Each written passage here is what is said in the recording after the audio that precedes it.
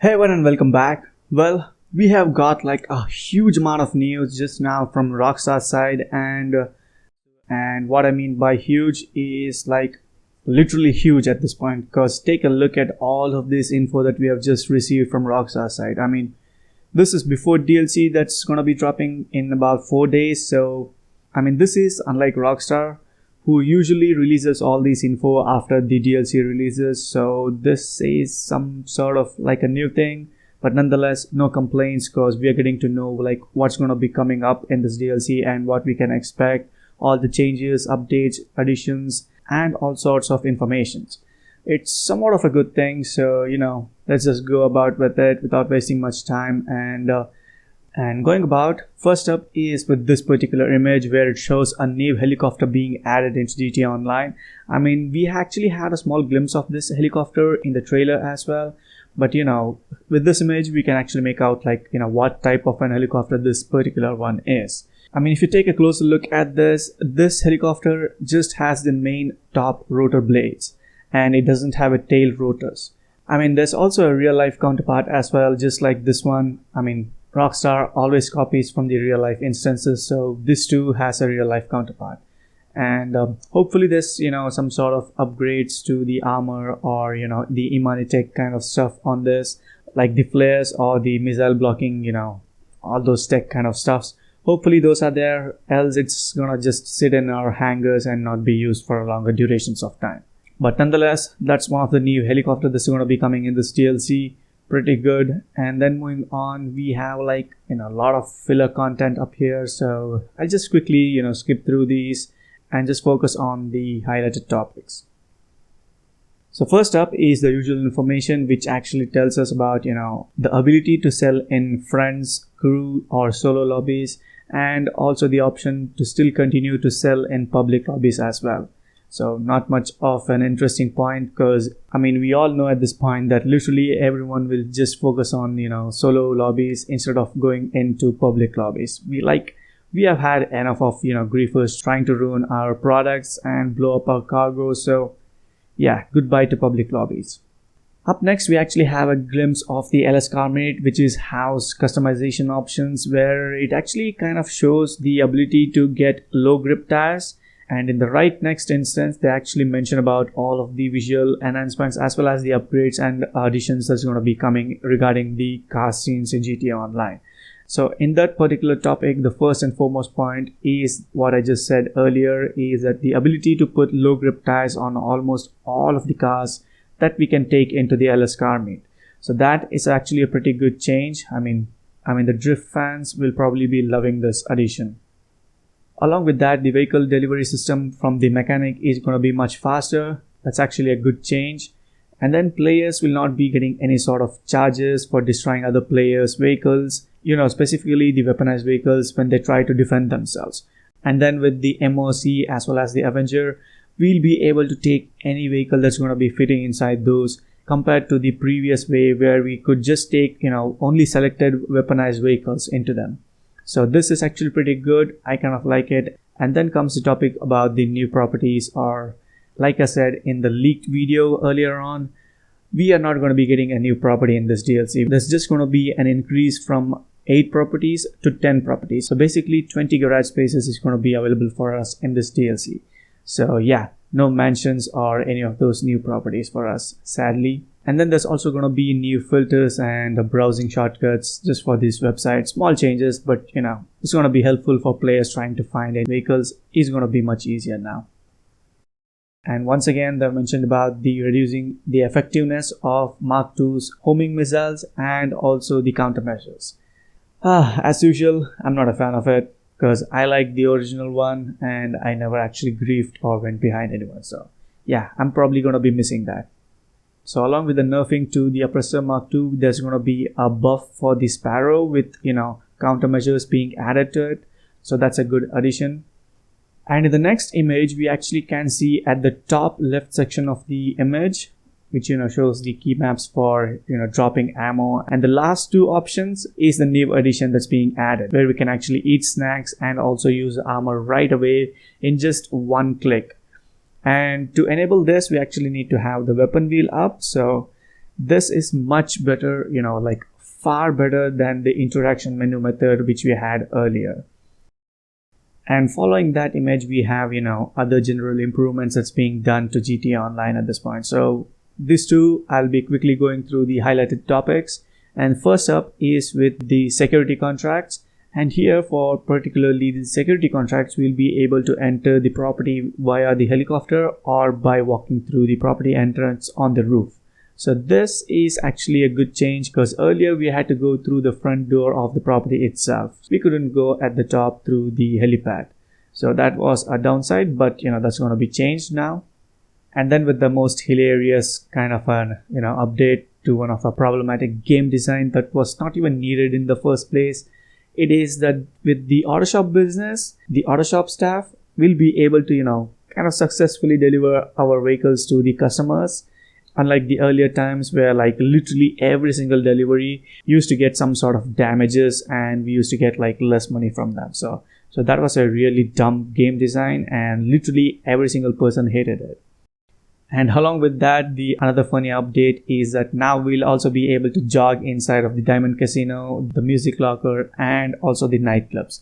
For some unknown reason, we couldn't jog inside these properties earlier, so now this is being changed. So next is with the free mode stuff where we'll be able to purchase like full ammo for all the weapons at once. So this is also a good change. And along with that, the easier access to snacks and armor, which I just mentioned earlier on.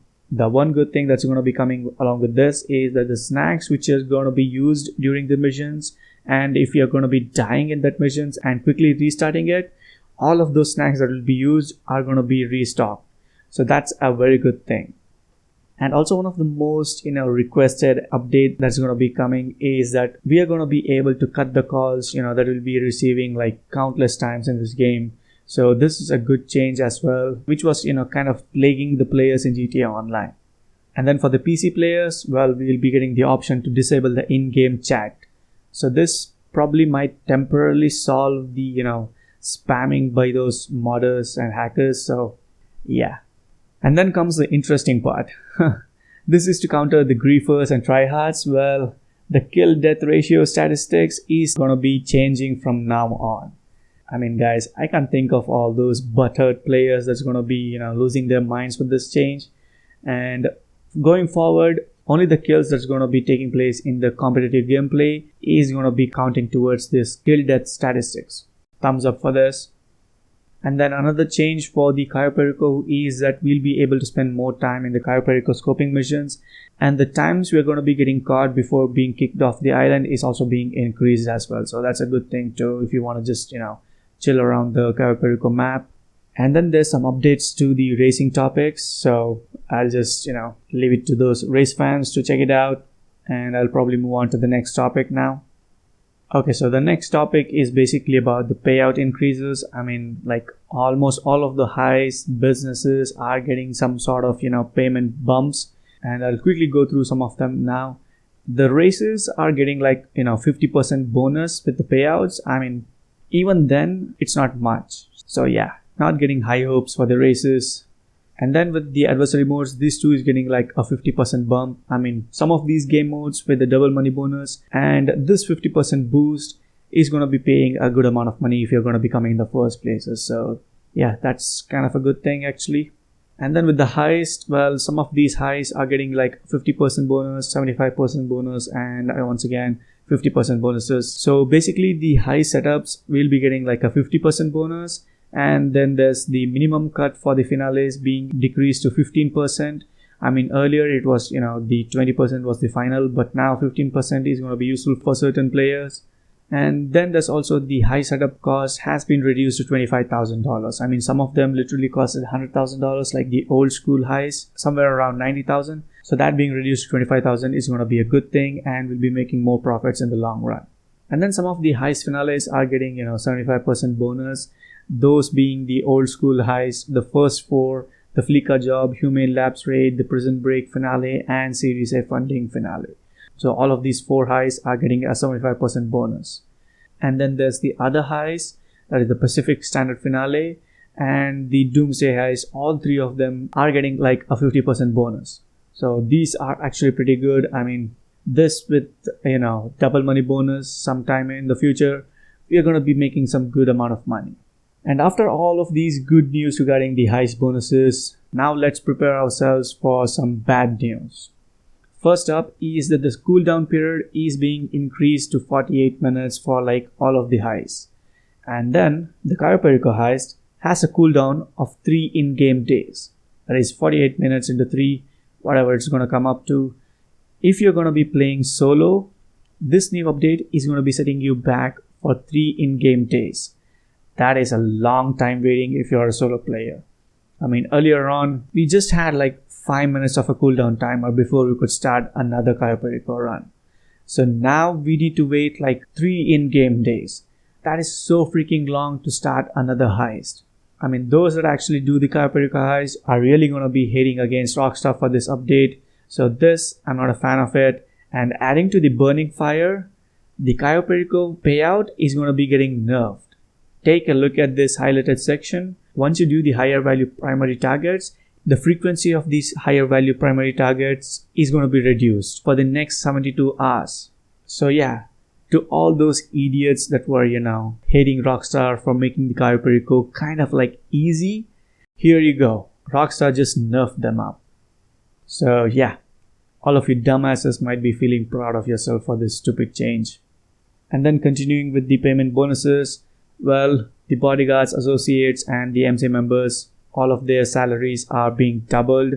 And also the MC members as well as the bodyguards, associates, all of those players that will be helping us with the sell missions are also going to be getting double salaries for those sale missions as well.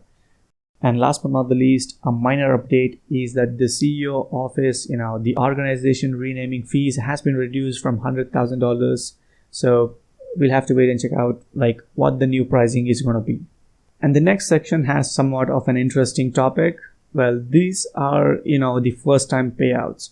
The good thing is that even if you have already done all of these activities, it's still going to be applying for you as well. So you can still take advantage of all these. So first up is for the executives. All of the executives are going to be getting like 3 times bonus for the new export mixed goods sale missions. I mean, like I said earlier on in the previous trailer video, there's going to be like new free mode events that's going to be added in this DLC. So yeah, here we are going to be getting like 3 times bonus for one of those activities. So yeah, pretty good I can say. And with the bikers, well, here we're going to be getting like a 3 times speed bonus instead of like payment bonus, which is going to be producing the products at a 3 times faster rate. So technically we'll be making money like in a faster rate. And then with the gun runners, the research speed as well as the production speeds, both of them have been tripled. So that's a good thing as well. But this is just for the first time sales. So keep that in mind, not like a permanent upgrade. And then with the nightclubs, well, the business battle goods that you'll collect during this time duration will be paying out triple the usual amount of money. So, good luck to you all. But just keep in mind, do not sell them right away. Instead, try to collect like a bunch of them. And once the warehouse is completely full, then and only then go and sell them. Because if you just sell right after just one business battle good, then the next ones will not be getting this bonus. So keep this in mind. And also, all of these businesses that's listed above are going to be paying out double the money for the first sell missions. So like I said, do not try to sell them right away. Instead, try to fill up the warehouses or the business products range and then sell all together. And finally, last but not the least, all of the CEO work, VIP jobs, club works, motorcycle clubhouse works, contracts, all of those will be paying out double the money for a limited amount of time. I'm not sure like when that's going to be ending, but they have a double money bonus on them. So, during the cooldown timings, you can actually take advantage of these bonuses as well. I mean, some players are going to be losing their minds with these ridiculously stupid cooldown timings.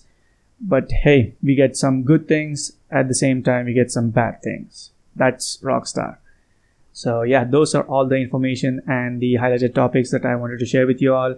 I mean, personally, I'm split between, both sides. Like one side I'm happy, one side I'm kind of disappointed with the DLC we're going to be getting. Because it's not like something new like we have all been requesting, like, mansions or all those naval DLC crazy topics which there were rumors about. But instead we're just going to be getting like, quality of life update DLC. So it's not like an entirely new DLC we're going to be getting. Instead, just basic updates, cosmetic updates, upgrades to the existing businesses, payouts. So yeah, we're going to be getting like, a few new missions, like contract missions, and few new vehicles and some quality of life updates. That's basically it. And on top of that, not even a single new property. So yeah, kind of, little disappointing. But hey, fingers crossed, gotta have hopes. So yeah, let's wait and check out. Just 4 more days to go. And let me know what you all think about this, your thoughts and opinions down in the comments. Do drop the video a like and also subscribe if you haven't already. Make sure to stay tuned. Thank you all and have a good day.